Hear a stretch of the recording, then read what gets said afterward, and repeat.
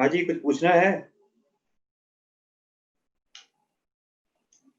अच्छा मतलब जैसे टर्म एनसीईआरटी में लिखा हुआ है एआरटी।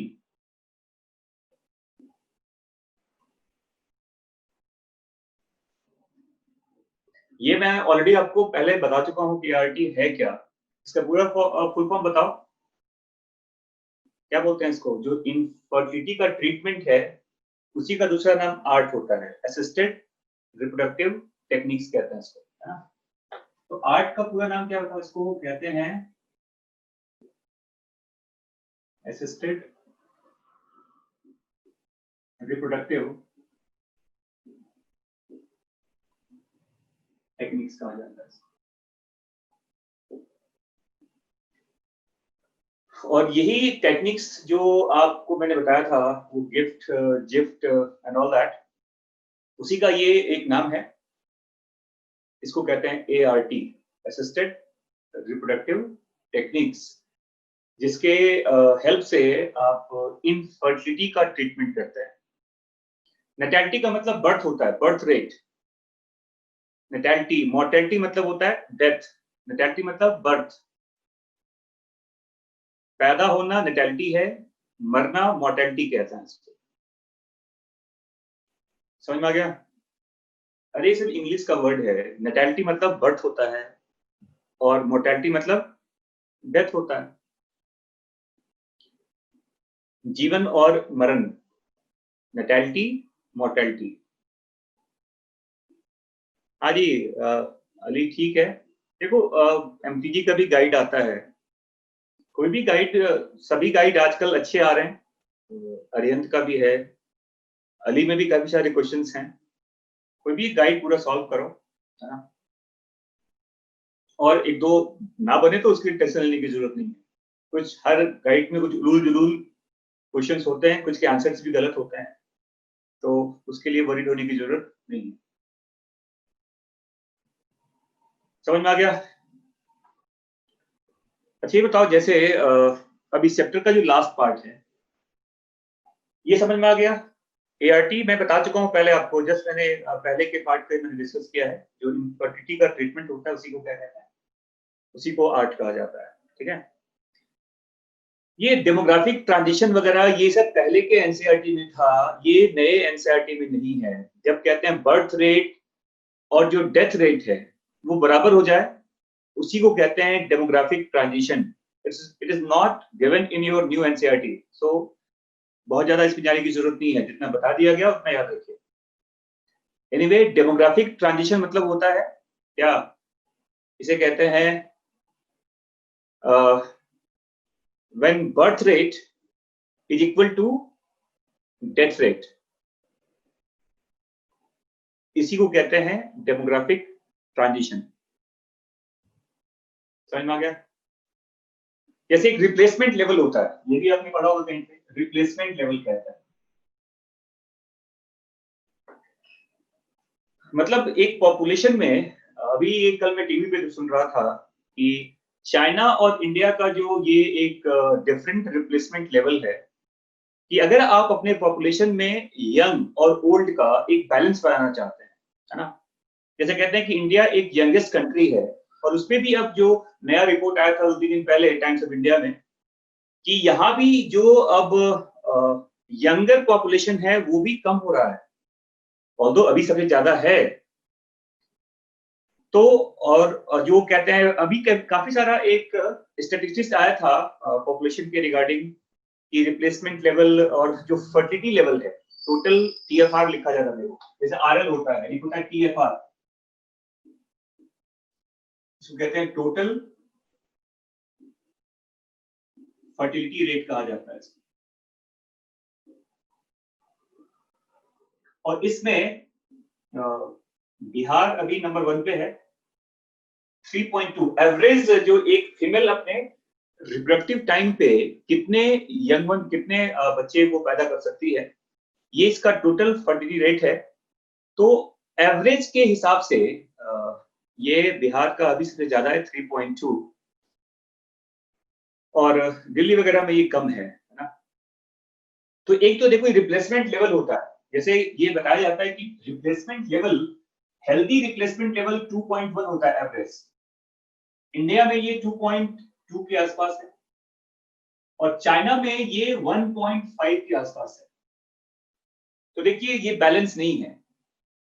2.1 एक बेस्ट माना जाता है रिप्लेसमेंट लेवल कि यंग अगर मान लो ओल्डर हो गया है पॉपुलेशन और यंग उसमें है नहीं तो बाद में दिक्कत हो जाएगी ना।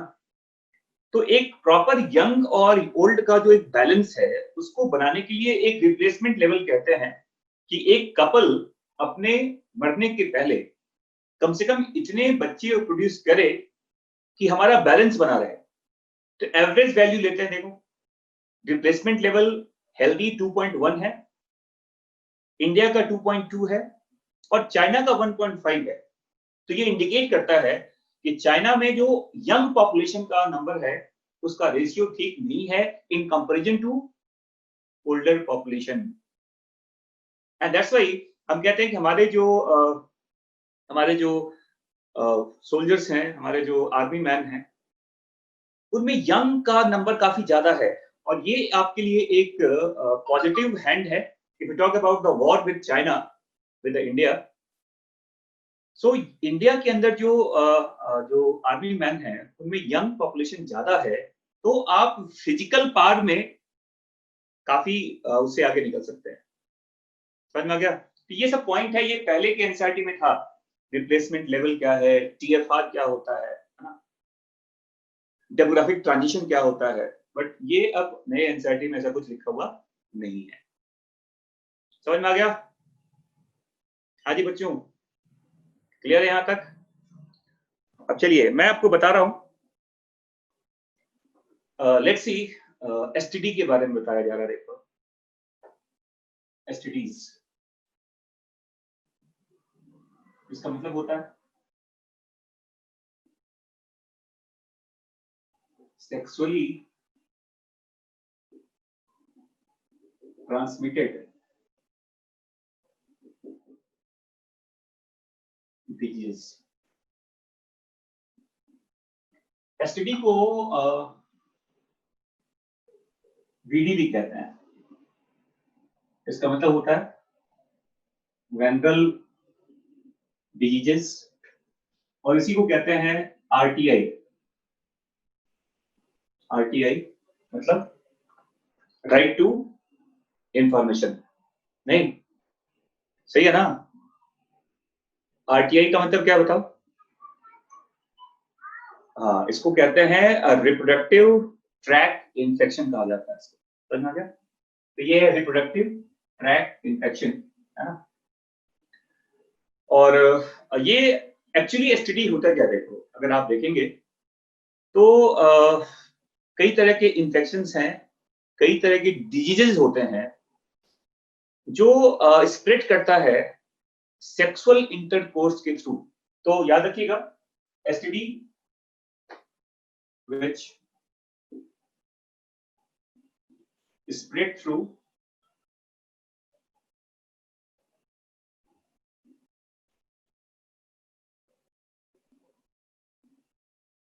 sexual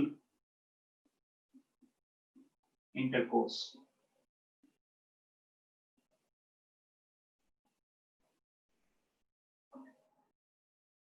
तो आपके एनसीईआरटी में लिखा भी गया है कि infections and diseases which are transmitted through the sexual intercourse are called sexually transmitted diseases। ये आपके एनसीईआरटी का पहला लाइन है। क्या लिखा हुआ है? The infections and diseases which are spread through क्या sexual intercourse are known as sexually transmitted diseases, है ना? और एसटीडी का जो प्रॉब्लम है, इसमें कई तरह के बायोलॉजिकल एजेंट्स हैं। अगर पूछा जाए कि एजेंट ऑफ एसटीडी क्या है, नो डाउट ये ह्यूमन से ह्यूमंस में ट्रांसफर हो रहा है, लेकिन जिस ह्यूमन से ये किसी और ह्यूमन में ट्रांसफर हुआ, उस ह्यूमन में एक पर्टिकुलर बायोलॉजिकल एजेंट है उसका, चाहे वो बैक्टीरिया हो, चाहे वो वायरस हो, चाहे वो फंगस हो, चाहे वो प्रोटोजोआ हो, है ना? तो पूछा जाता है आपसे कि जो एसटीडी का जो बायोलॉजिकल एजेंट होता है, बायोलॉजिकल एजेंट जिसे कहते हैं, तो इस एजेंट में क्या क्या होता है देखो, इसमें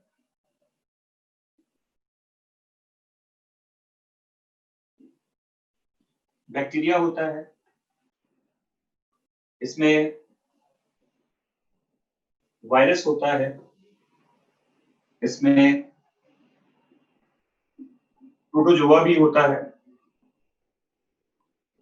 और इसमें फंगस भी होता है। इन सब से बीमारियां होती हैं जिसको आप कहते हैं सेक्सुअली ट्रांसमिटेड डिजीजेस। समझ में आ रहा है?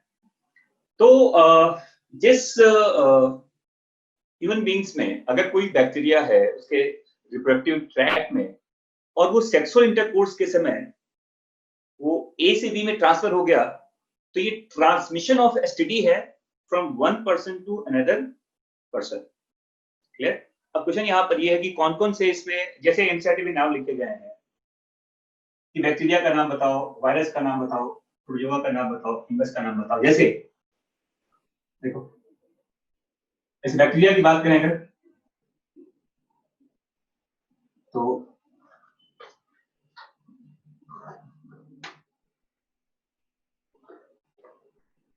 क्लेमीडिया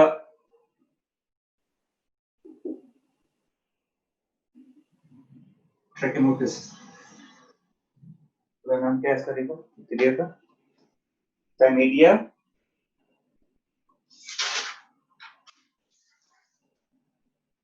क्लेमाइडिया होता है ना, क्लेमाइडिया, क्लेमाइडिया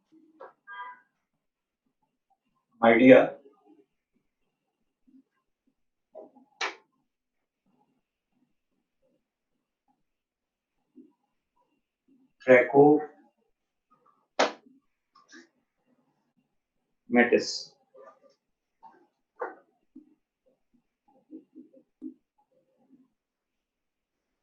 और इससे जो डिजीज होता है, देखो डिजीज का नाम है, अरे आरटीआई को कहते हैं, अभी तो बताया था, तुम लोग लेट से आते हो यार। इसे कहते हैं रिप्रोडक्टिव ट्रैक इन्फेक्शन, और वीडी का मतलब होता है वेनरल डिजीजेस, ये एसटीडी का ही दूसरा नाम है ना। और इससे देखो ये बैक्टीरिया है, ये बैक्टीरिया नंबर 1, और इससे जो बीमारी होता है देखो उसको क्लेमिडियासिस कहा जाता है।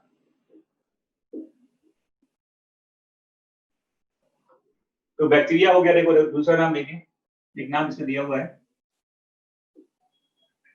जो बैक्टीरिया का नाम है वो है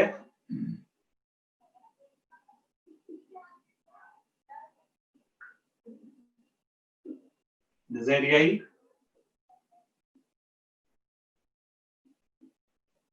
गोनोरियाई।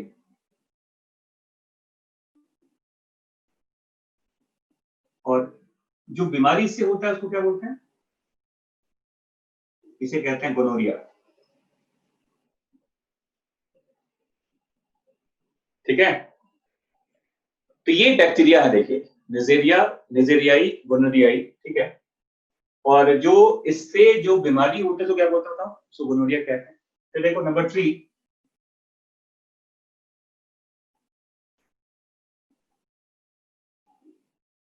जो इसमें सिफिलिस है,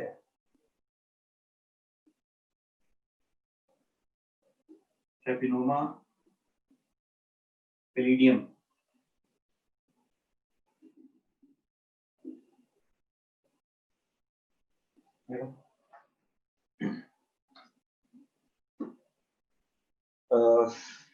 ट्रेपोनीमा, ट्रेपोनीमा होता है, ट्रेपोनीमा, ट्रेपोनीमा पेलिडियम। और जो डिजीज से होता है तो क्या बोलते हैं?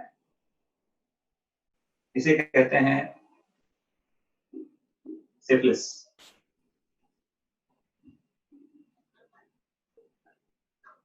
ठीक है, तो ट्रेपोनोमा पेलिडियम से क्या होता है बताओ, सिफिलिस। तो अगर आप इसको याद करना चाहते हैं तो आप याद कर सकते हैं एसटीपी,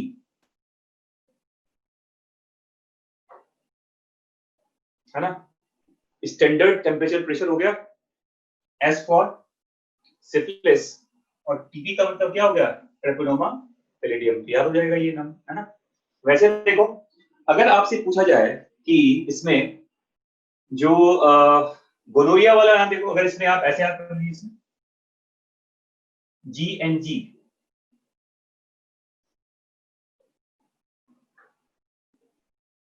जैसा आपको DNG सर का नाम याद होता है तो GNG भी याद कर लीजिए। गोनोरियाई, गोनोरिया डिजीज का नाम है, और किससे होता है, निजेरियाई गोनोरियाई कहते हैं। ये नाम किसका हो गया बताओ, बैक्टीरिया का। क्लियर। वैसे देखिए इसमें एक और नाम है बैक्टीरिया का, नंबर 4 में, वो है हीमोफिलस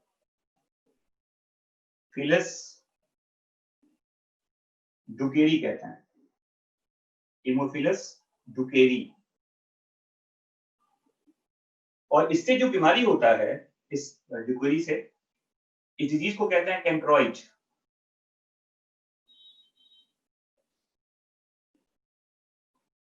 ये डिजीज का नाम है कैंक्रोइड। तो याद हो जाएगा CHD, देखो चंडीगढ़ हो गया CHD। कैंक्रोइड किससे होता है, हीमोफिलस डुकेरी से होता है। तो chlamydia trachomatis, trachomatis, neisseria gonorrhoeae, treponema pallidum, haemophilus ducreyi, ये सब अलग अलग बैक्टीरिया के नाम है ना, जिससे एसटीडी का ट्रांसमिशन होता है एक पर्सन से दूसरे पर्सन में। तो ये सब कॉजेटिव एजेंट है एसटीडी के। ये सब क्या है, causative agent of sexually transmitted diseases. समझ में आ गया। इसके बाद देखो, अब अगर मैं बताऊं आपको वायरस के बारे में, तो इसमें डिजीज का नाम देखो, जैसे हर्पीज लिखा जाता है, हर्पीज, हर्पीज ये सिंप्लेक्स वायरस से होता है। नाम वायरस से क्या बताओ, हर्पीज सिंप्लेक्स वायरस, HSV लिखा जाता है, HSV2। ये सबसे ज्यादा खतरनाक स्ट्रेंड है इसका, स्ट्रेन जिसे कहते हैं HSV2, ह्यूमन सिंप्लेक्स वायरस 2। बीमारी का नाम बताओ, हर्पीज। क्लियर। वैसे देखो एक नाम है जेनाइटल हर्पीज भी कहते हैं, याद रखना, जेनाइटल हर्पीज भी कहते हैं। एक है जेनाइटल वॉट, जेनाइटल वॉट। और ये जो जेनाइटल वॉट है, ये होता है जैसे आप जानते हैं एक टर्म है पेपिलोमा वायरस कहते हैं, देखो human papilloma virus, human papilloma virus, है ना। ह्यूमन पेपिलोमा वायरस, इससे क्या होता है, इससे होता है जेनेटल वॉट। वैसे देखो, तो ये एक हो गया, देखो ये दूसरा ये हो गया, तीसरा नाम देखिए, जैसे एक नाम है हेपेटाइटिस का, हेपेटाइटिस बी वायरस जानते हैं आप। हेपेटाइटिस कई तरह का होता है, ए टाइप भी होता है, बी टाइप भी होता है, सी टाइप भी होता है, डी टाइप भी होता है, ई टाइप भी होता है। इसमें ये जो हेपेटाइटिस बी और जो इसमें बी और सी और जो डी वाला पार्ट है, इसका ट्रांसफ्यूजन ये ब्लड के थ्रू भी कैरी होता है। और हेपेटाइटिस बी का जो पार्ट है, बेसिकली हेपेटाइटिस बी, ये एसटीडी भी है एक्चुअली, सेक्सुअल इंटरकोर्स से भी ये hepatitis B A to B में क्या होता है, ट्रांसफर होता है। तो hepatitis B simply hepatitis B virus से होता है। क्लियर। और एक आप जानते हैं जो सबसे खतरनाक है इसमें, नंबर 4,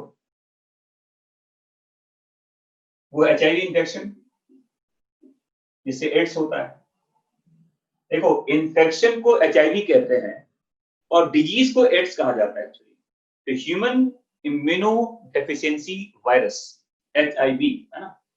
तो देखो 1 2 3 4, herpes, genital wart, hepatitis B and HIV, ये सब वायरस के थ्रू स्प्रेड होता है। अगर आप बात करें प्रोटोजोआ का, तो इसमें एक नाम आता है, देखो इसे कहते हैं, डिजीज का नाम है ट्राइकोमोनियासिस।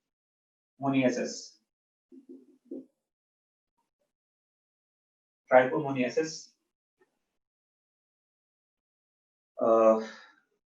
जो एक प्रोटोजोआ के थ्रू होता है ना। ये फ्लैजिलेटेड प्रोटोजोअन्स होते हैं। ट्राइकोमोनियासिस वेजिनलिस कहा जाता है इसको, है ना। ये प्रोटोजोआ से होता है। ट्राइको, ये भी नाम आपके मेरे ख्याल से एनसीईआरटी में भी लिखा हुआ है, ट्राइकोमोनियासिस। ट्राइकोमोनियासिस ये प्रोटोजोआ से होता है। और फंगस में देखो एक डिजीज का नाम है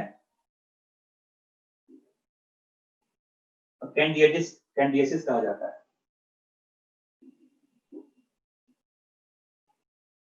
कैंडिडियासिस, और ये जो कैंडिडियासिस का प्रॉब्लम है, ये एक कैंडिडियासिस होता है पूरा। कैंडिडियासिस,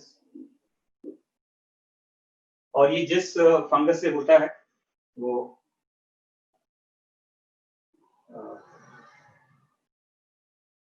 कैंडिडा एल्बिकेंस के नाम से आता है।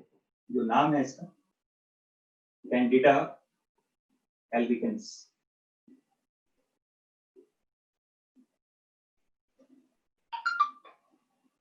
तो इतने सारे नाम मैंने बता दिया आपको, अलग अलग बायोलॉजिकल एजेंट हैं जिससे एसटीडी होता है। एक्चुअली ह्यूमन तो जस्ट उसमें कैरियर है जो ए टू बी में ट्रांसफर कर रहा है उसको, उस बैक्टीरिया, वायरस, प्रोटोजोआ को या फंगस को। तो ये नाम याद रखिएगा। 4 नाम बता दिए मैंने आपको बैक्टीरिया में, 4 नाम बता दिए मैंने आपको वायरस में, 1 नाम प्रोटोजोआ का है और 1 नाम फंगस का है। समझ में आ गया? अब क्वेश्चन यहाँ पर ये है कि ये जितने भी बायोलॉजिकल एजेंट्स हैं, इनके क्या सिम्टम्स बिल्कुल एक जैसे होते हैं? नहीं, इनके सिम्टम्स अलग तरह के हैं। मोड ऑफ ट्रांसमिशन तो एक ही तरह से होता है, लेकिन जो एक बेसिक सिम्टम्स हैं, बेसिक सिम्टम्स एक जैसे होते हैं। स्पेसिफिक सिम्टम्स आर डिफरेंट, और इवन जो टर्मिनल सिम्टम्स होता है वो भी बहुत हद तक मिलता जुलता होता है। तो क्वेश्चन पूछा जाता है आपसे कि ये जो एसटीडी का जो अब जितने नाम बताया गया आपको, इन सभी बीमारियों के बेसिक सिम्टम्स क्या है, अर्ली सिम्टम्स क्या है, और इसके टर्मिनल सिम्टम्स क्या होते हैं? Yes, trichomonas vaginalis. Trichomonas vaginalis ये एक फ्लैजेटेड प्रोटोजोआ में आता है। समझ में आ गया? ये नाम समझ में आगे लिख लिया आप लोगों ने? ये नाम लिख लिया? इसको मिटा दूं अब यहाँ पर? हाँ जी, चलिए मैं इसको मिटा देता हूँ। ये नाम याद रखिएगा, ये नाम आपके एनसीईआरटी में भी दिया गया है, तो ये सारे नाम याद रखिएगा। उसमें ग्रुपिंग नहीं किया गया है, मैंने यहाँ ग्रुप बना दिया। बैक्टीरिया का नाम, वायरस का नाम, प्रोटोजोआ का नाम और फंगस का नाम। कुछ तरीके याद कर लीजिएगा। कैसे याद करेंगे? जैसे कहा जीएनजी याद कर लीजिए, सीएचडी याद कर लीजिए, है ना, एसटीपी याद कर लीजिए, जीएचपी याद कर सकते हैं। जीएचपी कैसे? देखो, जीएचपी जेनेटल वॉट किससे होता है? ह्यूमन पैपिलोमा वायरस से होता है। तो जीएचपी हो गया, ग्लोमेरुलर हाइड्रोस्टेटिक प्रेशर हो गया। देखो, तो ऐसे आप याद कर सकते हैं कि किससे क्या होता है। फंगस का नाम बता दिया, कैंडिडियासिस कहते हैं, बीमारी का नाम है, और फंगस का नाम, बीमारी का नाम कैंडिडियासिस है और फंगस का नाम कैंडिडा एल्बिकेंस कहा जाता है। ठीक है? अब देखो यहां पर, देखो इसमें कहते हैं जो कुछ कॉमन अर्ली सिम्टम्स होते हैं,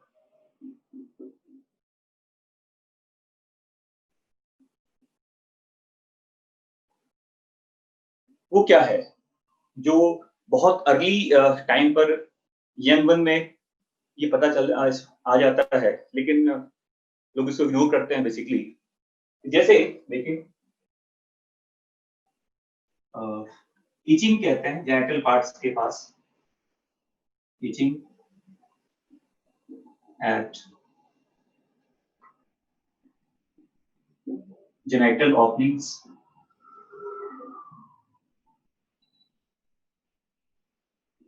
स्वेलिंग भी आ जाता है जेनाइटल पार्ट्स पे,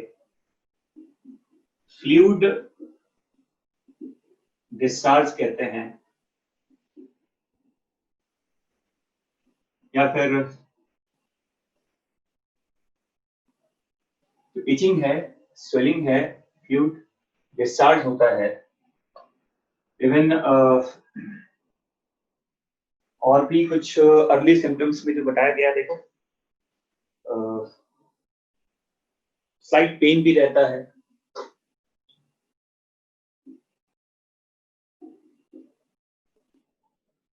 और ऐसा भी लिखा जाता है कि many time it may be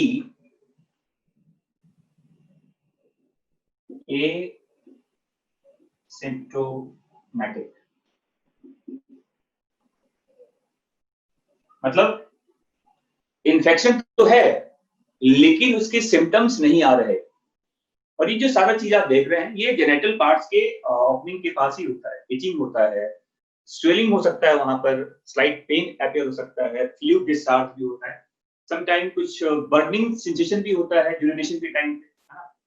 तो ये सब कुछ अर्ली सिम्टम्स है। और क्या लिखा हुआ है कि many a time it may be asymptomatic, body में है लेकिन इसका कुछ सिम्टम्स आपको पता नहीं चल रहा अर्ली टाइम पर। और कई बार लोग थोड़ा इसको इग्नोर भी कर देते हैं, या इसको डिस्कस नहीं करना चाहते, ये इसको डिस्कस नहीं करना चाहते कि दूसरे लोगों से कैसे डिस्कस करें, तो लोग इसको इग्नोर कर देते हैं इन चीजों को, है ना। तो ये सब कॉमन अर्ली सिम्टम्स है। देखो मैंने पहले भी कहा था स्पेसिफिक सिम्टम्स में भी डिफरेंट, अलग अलग बीमारियों का अलग अलग सिम्टम्स है, उनके अलग अलग डायग्नोस्टिक्स टेक्निक्स होते हैं, बट ये कॉमन सिम्टम्स है ना। और अगर ये ज्यादा स्प्रेड हो गया प्रॉब्लम, तो ज्यादा स्प्रेड होने के बाद जो एक टर्मिनल सिम्टम्स आता है जिसमें डेथ भी होता है बेसिकली, अगर ज्यादा स्प्रेड हो गया तो अगर मैं बात करूं इसके टर्मिनल सिम्टम्स का,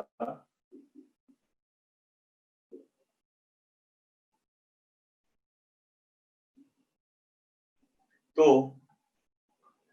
इसमें देखिए लिखा हुआ है आपके बुक में, पीआईडी से कहते हैं पेल्विक इन्फ्लेमेटरी डिजीज।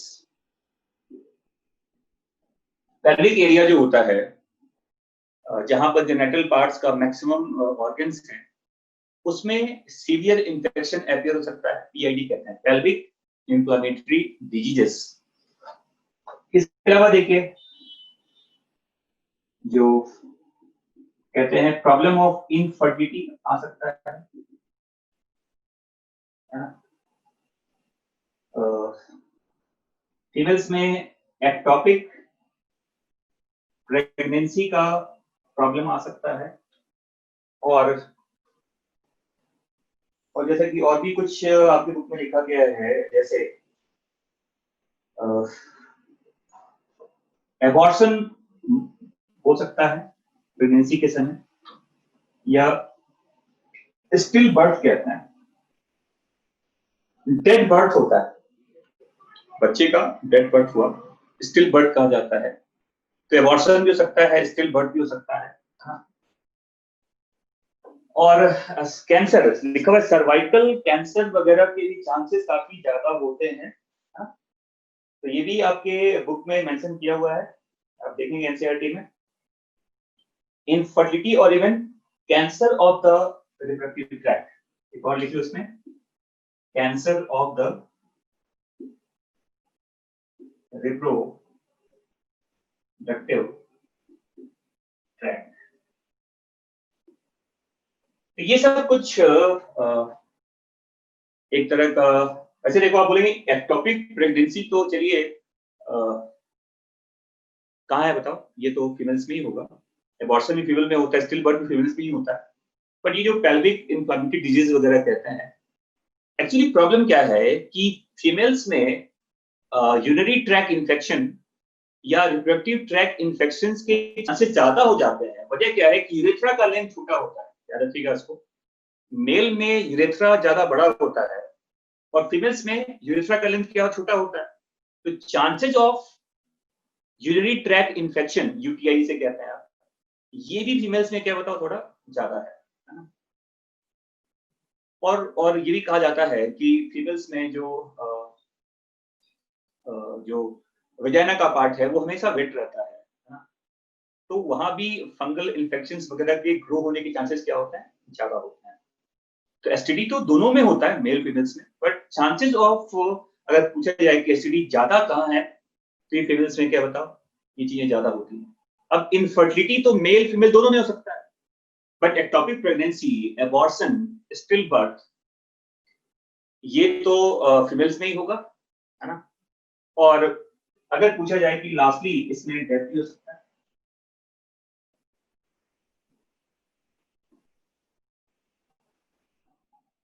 जैसे जानते हैं हेपेटाइटिस बी है, एड्स वगैरह होता है। तो ये एक इसका क्या हो गया बताओ, टर्मिनल सिम्टम्स है। अब स्पेसिफिक सिम्टम्स की बात करें, जैसे अगर आप सिफिलिस की बात करते हैं, सिफिलिस ये काफी लंबे समय तक ह्यूमन बींग्स में कैरी होता है, 10-12-15 साल तक भी ये डिजीज कैरी होती है, और तब तक इसके अलग अलग स्टेज में सिम्टम्स आते रहते हैं। जैसे लिखा न्यूरोसिफिलिस, याद रखिएगा टर्म, एक टर्म यूज करते हैं न्यूरोसिफिलिस। ये सिफिलिस का लास्ट स्टेज है, न्यूरोसिफिलिस कहते हैं, जिसमें ब्रेन का पार्ट अफेक्टेड हो जाता है, पैरालिसिस तक हो सकता है, डिमेंशिया होने लगता है। तो ये एक सबसे फाइनल स्टेज किसका बताओ, सिफिलिस जैसे बीमारियों। तो मैंने पहले भी कहा कि हर एसटीडी का अपना स्पेसिफिक सिम्टम्स अलग अलग है, उसमें आपको नहीं जाना, समझ में आ रहा है, वो आपके सिलेबस में भी नहीं है। जैसे कुछ बीमारियां ऐसी होती हैं जो बर्थ के समय, बर्थ केनाल के समय जब वो फिटस बाहर आ रहा होता है, तो वो इन्फेक्शन बच्चे के आंख में भी जा सकता है। जैसे अब लिखा था, मैंने बताया था आपको, क्लेमिडिया वगैरह जो बात है, क्लेमिडियासिस। तो जिस फीमेल में क्लेमिडियासिस है, वो क्लेमिडियासिस का इन्फेक्शन बच्चे के आंख में भी जा सकता है at the time of birth. Syphilis में भी होता है ये। तो न्यूबॉर्न का, इन्फेंट का आई इंफेक्टेड हो सकता है, वो ब्लाइंड भी हो सकता है बिकॉज ऑफ दैट इन्फेक्शन। तो कुछ बीमारियां ऐसी होती हैं जो बर्थ के समय इन्फेंट में क्या हो गया बताओ, ट्रांसफर हो गया, जिसमें दो नाम मैंने बता दिया आपको। एक तो हो गया क्लेमिडियासिस, और दूसरा क्या बताओ, सिफिलिस वगैरह जो होता है। समझ में आ गया। तो ये भी पॉइंट याद रखिएगा। और हर डिजीज का अलग अलग सिम्टम्स आपको नहीं पढ़ना, कुछ कॉमन सिम्टम्स हैं और कुछ इसके टर्मिनल सिम्टम्स हैं। एड्स में आईज इंफेक्टेड नहीं होता, एड्स में ऐसा नहीं होता। ये जो कुछ जो नाम मैंने बताया आपको, इंफेक्शन जो होता है, इसमें एक नाम आता है आपका क्लेमिडियासिस का, और दूसरा नाम आता है इसमें गोनोरिया का। Gonorrhoea, not the syphilis, gonorrhoea वाला जो पार्ट होता है, गोनोरिया। और जो देखो मैं क्या बोल रहा हूं कि एक तो तुम्हारा हो गया क्लेमिडियासिस,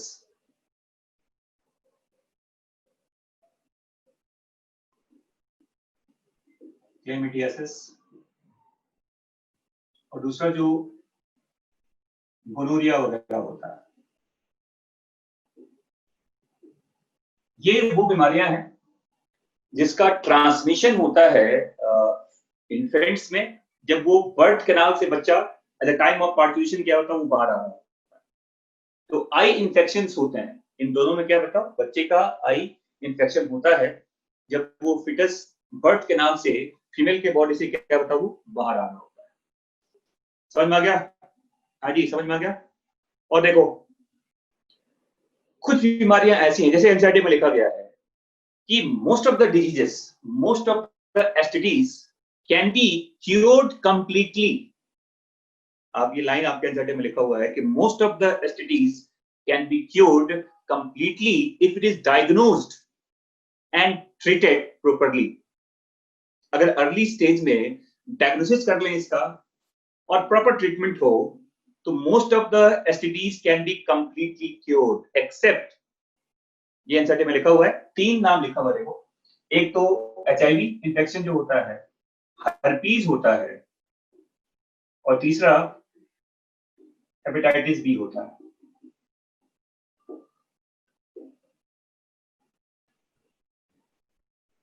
ये 3 ऐसी बीमारियां हैं जिसका कोई क्योर नहीं है। अगर इन्फेक्शन हो गया तो जो दवाइयां वगैरह दी जाएंगी आपको, उससे आपकी लाइफ को लॉन्गेविटी तो आ सकता है, हम कुछ समय तक जिंदा रह सकते हैं, लंबे समय तक जिंदा रह सकते हैं बेसिकली, लेकिन इसका परमानेंट क्योर नहीं है। अब दवाइयां अगर आ भी रही हैं तो लॉन्गेविटी ठीक ठाक है, बट परमानेंट क्योर नहीं है। ये आपके एनसीईआरटी में लिखा गया है कि all the STDs can be completely cured if it is diagnosed in very early stage and treated with proper medicine। तो क्या होगा बताओ, एसटीडी का क्योर पूरा हो जाएगा। लेकिन कुछ बीमारियां ऐसी हैं जिसका क्योर नहीं है। नाम बताइए, HIV, herpes and hepatitis B, और ये तीनों के तीनों वायरल डिजीजेस होते हैं। All are kind of viral diseases। समझ में आ गया? जैसे एचआईवी के वैक्सीन नहीं है, हेपेटाइटिस बी का वैक्सीन है, लेकिन जिसे हेपेटाइटिस बी हो गया उसका परमानेंट क्योर नहीं है।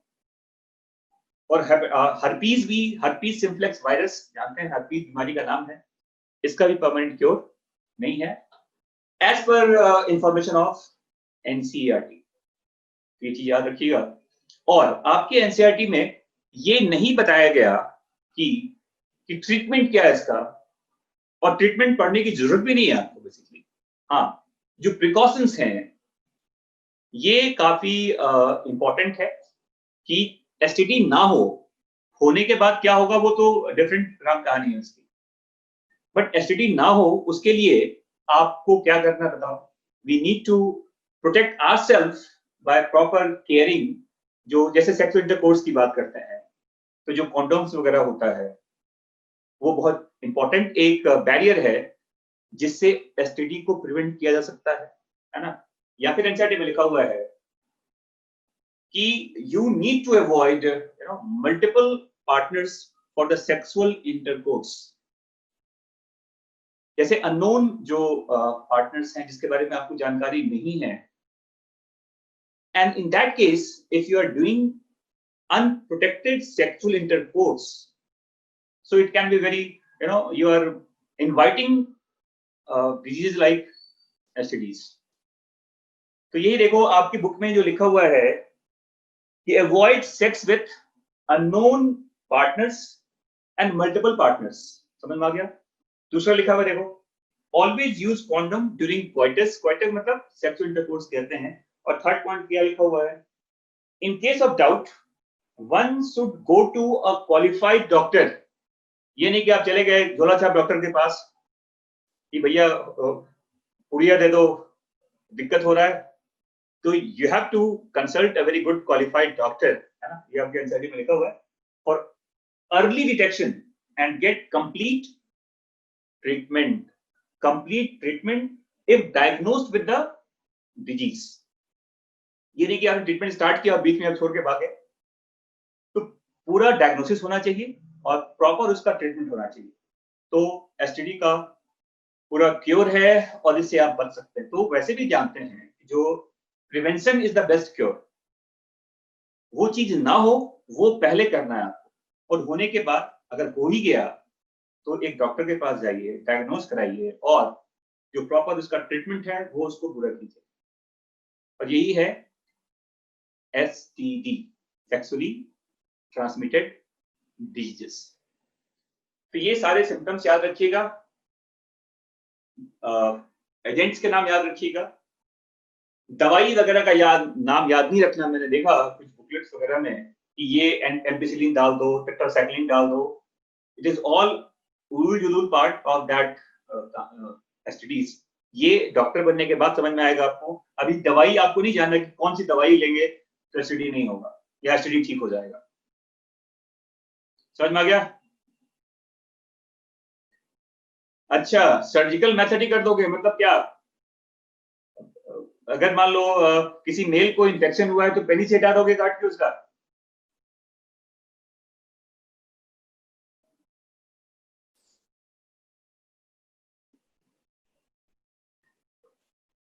Sir, if partners is not changed, then are there chances of STD? Obviously बात है कि पार्टनर अगर चेंज नहीं करेगा, और पार्टनर चेंज क्यों करेंगे, है ना? तो जो पार्टनर है, be happy with that. No need to change your partners. And if you are, willing to change your partners, first of all, get her medical certificate, whether she is suffering from some kind of STDs or not. चलिए ये सब इसमें जाने की जरूरत नहीं है आपको। तो ये मैंने बता दिया आपको ऑल अबाउट द एसटीडीज। अरे बता तो दिया कि STD can be cured permanently except HIV, herpes and hepatitis B. और परमानेंटली कैसे? अगर प्रॉपर मेडिसिन लिया जाएगा तो। अगर बीच में छोड़ दिया आपने फिर से वो स्प्रेड कर जाएगा। क्योंकि कुछ एसटीडी ऐसे होते हैं जो 12, 15, 20 साल तक भी आपकी बॉडी में उसके अलग अलग लेटेंट पीरियड्स में उसके बैक्टीरिया वगैरह ग्रो करते रहते हैं। जैसे मैंने कहा नीरोसिफिलिस, जो सिफिलिस का जो बैक्टीरिया होता है, ये कई स्टेज में आपको आपकी बॉडी पार्ट को अफेक्ट करता है। प्राइमरी स्टेज आते हैं, सेकेंडरी स्टेज आता है, टर्सरी स्टेज आता है। तो अब प्रॉपर उसका मेडिकेशन, जो दवाई है, वो प्रॉपरली आपको लेना पड़ेगा। And yes, prevention is the always a best cure. जैसे एड्स बीमारी है, एचआईवी इंफेक्शन का नाम है। और जब एचआईवी के सिम्टम्स आपके बॉडी में आने लगते हैं, तब डॉक्टर कहता है कि आप एड्स पेशेंट हैं। देखो, हर एड्स पेशेंट एचआईवी इंफेक्टेड है, लेकिन हर एचआईवी इंफेक्टेड जो पेशेंट है या जो पर्सन है, वो एड्स पेशेंट नहीं है। जब तक सिम्टम्स नहीं आ रहा, आप बिल्कुल नॉर्मल हैं। समझ में आ गया? और अभी तक एचआईवी का कोई इफेक्टिव वैक्सीन अभी तक नहीं आया। सोचिए, आप कहते हैं कोरोना का वैक्सीन क्यों नहीं आ रहा है? इतने सालों से 1981 में पहला एड्स का पेशेंट डिटेक्ट हुआ था। 1981 में, 40 years, and still are scientist, या आप जो भी कहें, कि अभी तक आपके लिए कोई इफेक्टिव वैक्सीन नहीं है किसका, एचआईवी का। तो प्रॉब्लम वही है ना, कि जो वायरस अपने स्ट्रक्चरल पार्ट को बहुत ज्यादा इफेक्टिवली चेंज करता रहता है, अपने कोड को, अपने कवरिंग को, ऐसे वायरसेस के अगेंस्ट वैक्सीन बनाना इतना आसान नहीं है।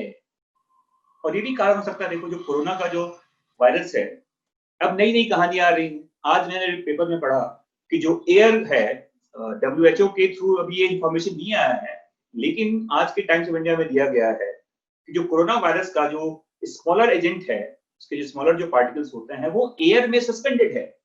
और अगर आप खुली हवा में घूम रहे हैं, इवन मास्क के साथ भी, अब मास्क तो कपड़े का होता है, N95 मास्क तो आप यूज नहीं कर रहे।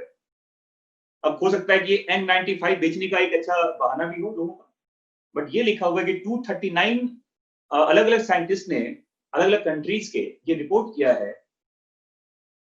कि कोरोना वायरस एयर बॉर्न भी है और हवा से भी फैलता है। अगर हवा से फैलता है तब तो हो सकता है, अगर ये कंफर्म हो गया कि हवा से फैलता है, तो आप मान के चलिए कि एक आदमी को भी सड़क पे निकलने नहीं दिया जाएगा। बट स्टिल अभी ये WHO का कंफर्मेशन नहीं है। आगे बच्चों समझ में आ गया कहानी? तो ये है all about your the chapter reproductive health. ठीक है, अब आप अच्छे से नोट्स बनाइए, अच्छे से एनसीईआरटी पढ़िए, 200, 300, 400, 500 क्वेश्चन सॉल्व कीजिए। जो कुछ समस्या हो, कोई समस्या होगा नहीं ऑल दो, फिर भी कोई डाउट्स वगैरह होता है तो आप अगली क्लास में जरूर पूछिए। और इस चैप्टर के खत्म होने के बाद जो आपका नेक्स्ट चैप्टर है, वो काफी इंटरेस्टिंग, काफी फिलोसफिकल और बहुत ज्यादा वास्ट चैप्टर है ये, जिसका नाम है इवोल्यूशन। तो अब मैं इसको इवोल्यूशन वैसे टाइम तो है थोड़ा सा, इसमें कुछ पूछना है और आप लोगों को, या पहले के चैप्टर के कोई डाउट्स हैं?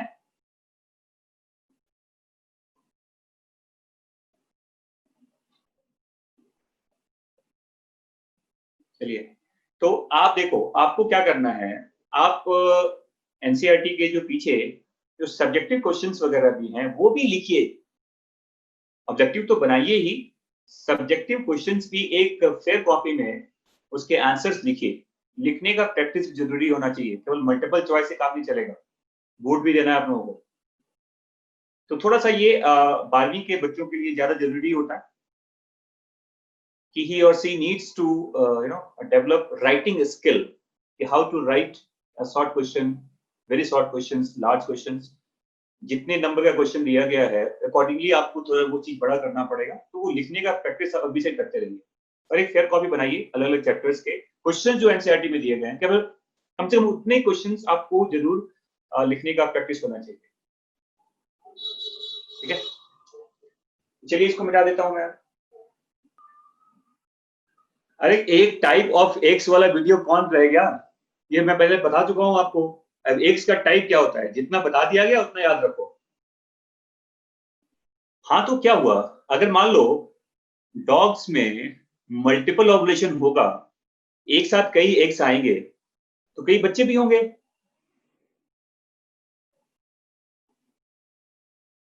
अब बेटा ये मुझे आइडिया नहीं कि कौन से किताब में,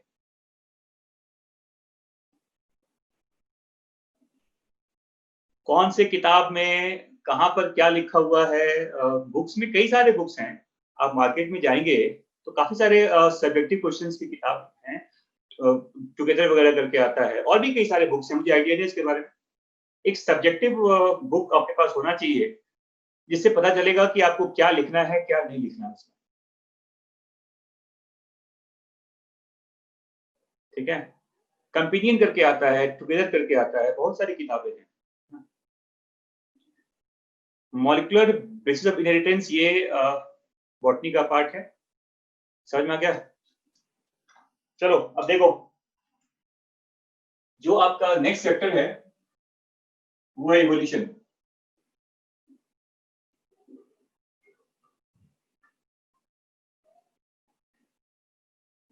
तो ये मैं आपको बताऊंगा अगली क्लास में ही, ठीक है। आज रहने दो, कुछ डाउट है तो पूछ लो।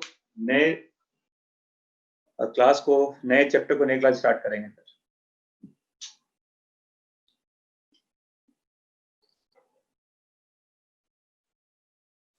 ठीक है, बाकी आप नोट्स अच्छे से बना लीजिए, और फिर ये दो जो 3-4 दिन आपके पास टाइम है, इसमें रिप्रोडक्शन और रिप्रोडक्टिव हेल्थ जितने क्वेश्चंस हैं ये बिल्कुल आपको अच्छे से ऑब्जेक्टिव टाइप अच्छे से आप सॉल्व कर लीजिए।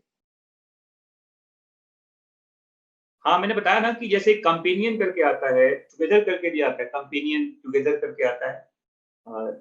किताब बहुत सारी बुक्स हैं, आप खुद जाओ एक बार देखो तो पता चल जाएगा कि ये किताब अच्छा है, ये किताब अच्छा नहीं है, समझ में आ जाएगा। अभी तो स्टार्ट ही नहीं हुआ तो कितने क्लास में खत्म हो जाएगा। हाँ तो बच्चों, कई बच्चे पूछते हैं व्हाट्सएप पे क्वेश्चन भी, नंबर आपके सबके पास है, तो अच्छे क्वेश्चंस पूछा करो, मतलब ऐसा नहीं कुछ भी पूछ लिया कि राम आम खाता है, फिर क्वेश्चन राम ने क्या खाया, आम, इमली, बैंगन, भिंडी।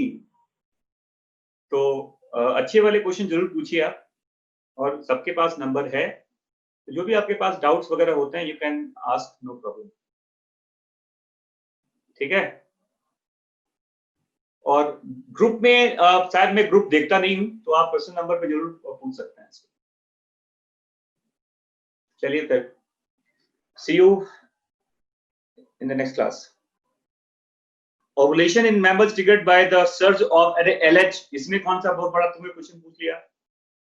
एलएच सर्ज होता है, ये तो सब नेमनचूस टाइप क्वेश्चन पूछ रहे हो तुम, lollipop type. I am very fine, I am very healthy, state of health is very good. Which hormone is not a secretory product of human placenta?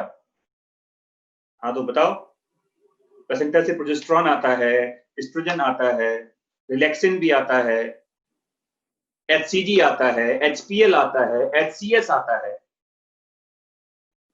HPL अभी ह्यूमन प्लेसेंटल लैक्टोजन कहते हैं। तो option तो दोगे तो पता चलेगा ना।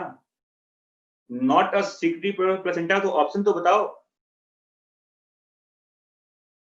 रिलैक्सिन प्लेसेंटा से भी आता है, और ये बहुत ज्यादा इंपॉर्टेंट हार्मोन नहीं है। अब ये लो, मैंने पहले क्लास में नहीं बताया था कि पॉपुलेशन एक्सप्लोजन क्या होता है, बम फटाका जो, अरे एक साथ इतने सारे पॉपुलेशन का बढ़ जाना। मैंने बताया था कि मतलब 1850 से लेके 2000 तक 5 टाइम्स ग्रोथ हुआ था वर्ल्ड पॉपुलेशन में। तो ट्रिमेंडस ग्रोथ जो होता है उसी को पॉपुलेशन एक्सप्लोजन कहते हैं, जो इंडिया में बहुत पहले से चल रहा है। हाँ जी, रिलेक्शन दोनों से आता है। चलिए ठीक है ना, okay bye bye, good night.